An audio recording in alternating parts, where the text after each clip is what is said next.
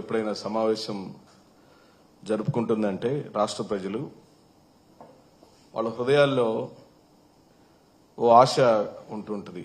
ఈ రాష్ట్రం ప్రభుత్వం ఏదైనా మేలు చేస్తుందేమో, ఈ మంత్రివర్గ సమావేశంలో ఓ మంచి నిర్ణయాలు తీసుకుని మేలు జరిగే కార్యక్రమం జరుగుతుందేమని ఎదురు చూస్తూ ఉంటారు. కానీ దురదృష్టం మరోమారు నారా చంద్రబాబు నాయుడు గారి నేతృత్వంలోని ఈ కూటమి ప్రభుత్వం మరో పిడుగును రాష్ట్ర ప్రజలపైన, అనగా పేదవారైన ప్రజలపైన మోపింది. అది ఈసారి ఇళ్ల పట్టాల రూపంలో వచ్చింది. చంద్రబాబు నాయుడు గారు సుదీర్ఘకాలం ఉమ్మడి రాష్ట్రాన్ని, ప్రత్యేక రాష్ట్రాన్ని పరిపాలించారు. ప్రస్తుతం పరిపాలిస్తూనే ఉన్నారు. వారి యొక్క గత చరిత్రలో, వారి గత పరిపాలనలో ఎక్కడా కూడా సెంటు భూమి పంచిన చరిత్ర లేదు. కావాలంటే దాని మీద మనం ఎక్కడైనా డిబేట్ చేయొచ్చు. కానీ 2019-24 మధ్య కాలంలో ఆంధ్రప్రదేశ్ ముఖ్యమంత్రిగా ఉన్న శ్రీ వైఎస్ జగన్మోహన్ రెడ్డి గారు 30.6 లక్షల ఇళ్ల పట్టాలను నేరుగా లబ్ధిదారులందరికీ చేర్చారు.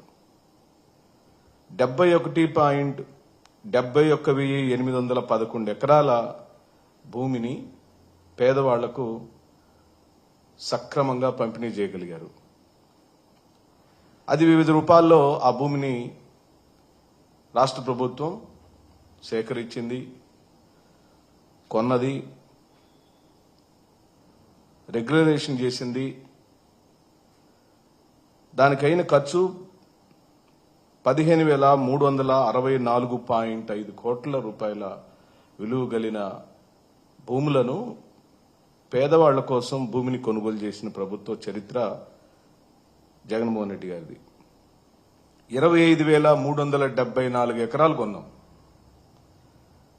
25,374 ఎకరాలు 15,364.5 కోట్ల రూపాయలు విలువ చేసే డబ్బులతో రాష్ట్ర ప్రజలకు ఇల్లు ఇవ్వాలనే, ఇంటి పట్టా ఇవ్వాలనే దృఢ సంకల్పంతో చేశాం. కేంద్ర ప్రభుత్వం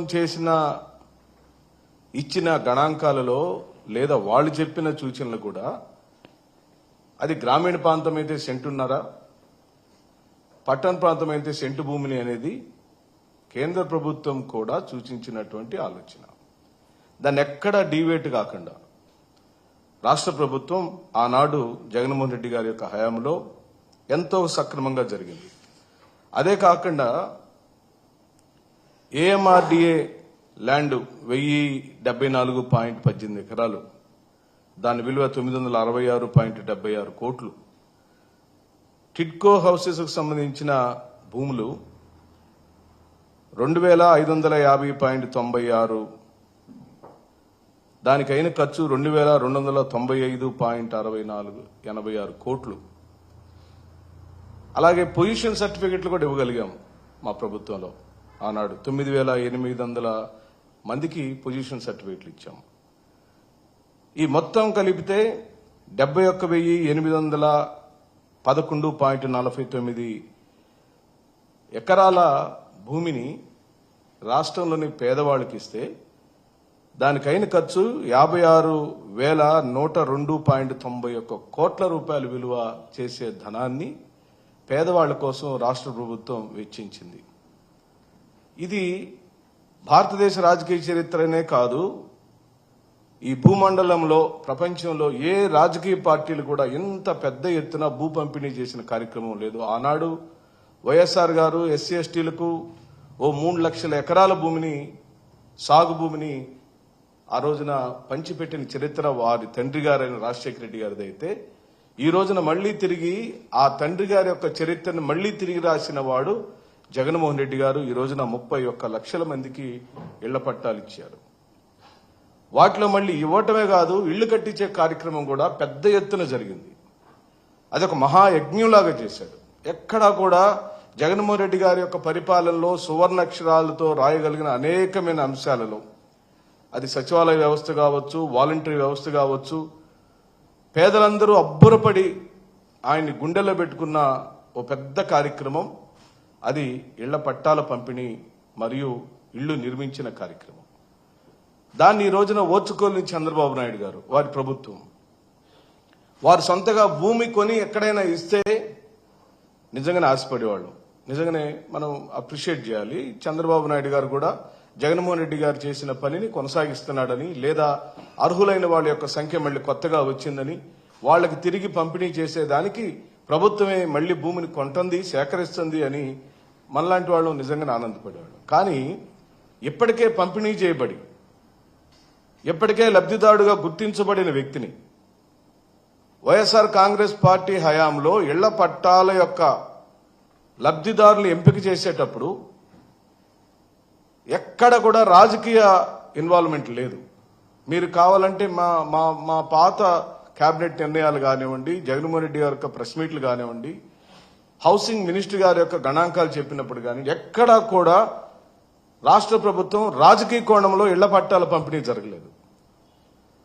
పూర్తిగా ఈ రాష్ట్రంలోని నిరుపేదలకు, అర్హత కలిగి ఉండి ఒకే ఇంట్లో 2-3 కుటుంబాలు నివసిస్తున్న పేదవాళ్లకు, నిష్ఠ దరిద్రంలో ఉన్న కటిక పేదవాడికి ఆనాటి ప్రభుత్వం దయార్థ హృదయంతో అర్హతను పొందిన ప్రతి వ్యక్తికి ఇంటి పట్టాలను ఇచ్చిన కార్యక్రమం జరిగింది.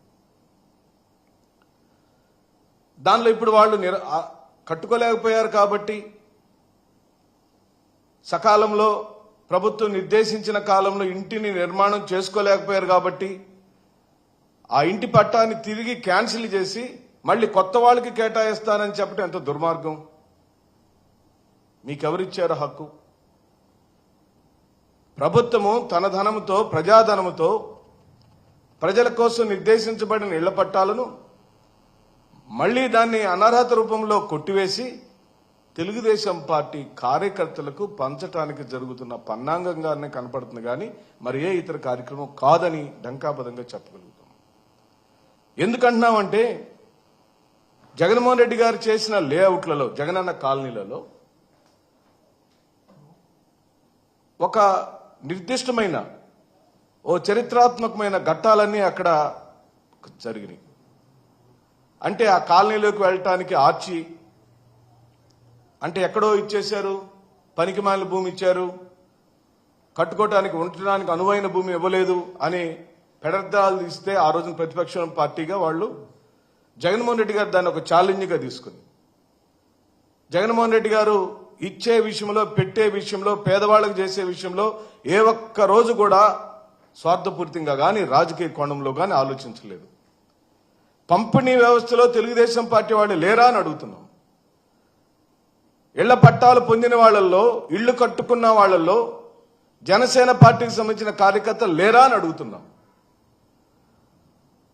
వివిధ కారణాల వల్ల, అనగా ఎన్నికలు సమీపించే నాటికి 11 లక్షల ఇళ్లు కట్టుకున్నారు 31 లక్షల ఇళ్ల పట్టాలలో. సుమారుగా 35 నుంచి 40% మంది ఇప్పటికే ఇళ్లు కట్టుకున్నారు భూములలో. కొంతమంది కట్టుకుంటున్నారు, ఎన్నికలు అయిపోయే నాటికి లెక్క చెప్తున్నాను నేను. కట్టుకునేదానికి స్తోమతని చేకూర్చుకుంటున్నారు. ప్రభుత్వం ఇచ్చిన ధనం సరిపోక ఇంకా కావాలని కోరుకొని, ఇంకొంచెం ఇంట్లో అందంగా కట్టుకోవాలనుకొని వాళ్ళ యొక్క ఎస్టిమేషన్ తగ్గట్టుగా ధనాన్ని సమకూర్చుకొని భూమిని కట్టుకుంటారు. మీరు ఏ ప్రాతిపదిక మీద నా ఇంటి పట్టాన్ని క్యాన్సిల్ చేస్తారు? దానికి నామ్స్ ఏంటి? ఇప్పుడు మీరు చెప్పే నామ్స్ ఏంటి? ప్రజలకు చెప్పండి. ఎందుకు మీరు ప్రజలను భయభ్రాంతులు చేస్తున్నారు? మీకు ఎవరిచ్చారు హక్కు? ప్రభుత్వంచే ఇవ్వబడిన ఇంటి పట్టాన్ని మళ్లీ తిరిగి లాక్కునే హక్కు, ఇంకొక లబ్ధిదారుడికి ఇచ్చే హక్కు మీకు ఎవరిచ్చారని అడుగుతున్నాం. ఎన్ని వేల లక్షల కోర్టు కేసులు అవుతాయి రేపు? అది పౌర హక్కుల ఉల్లంఘన అవుతుంది కదా అని